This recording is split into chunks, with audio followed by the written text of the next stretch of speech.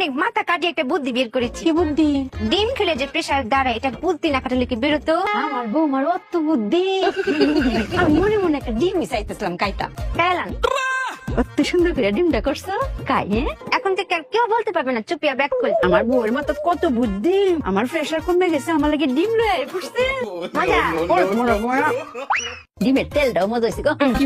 ও বউ, আমরা ঘরে তো তেল আছে না, তেলের যোগানটা তুমি করতে পাইছো গো মায়া? বুদ্ধি কাটিয়েছি মায়া। কি বুদ্ধি? তেল ছাড়া আমি কি করে ডিম ভাজ করবো মায়া? বুদ্ধি কাটাতে কাটাতে আমার চোখের সামনে দিয়ে সই করে একটা তেলা চলে গেল।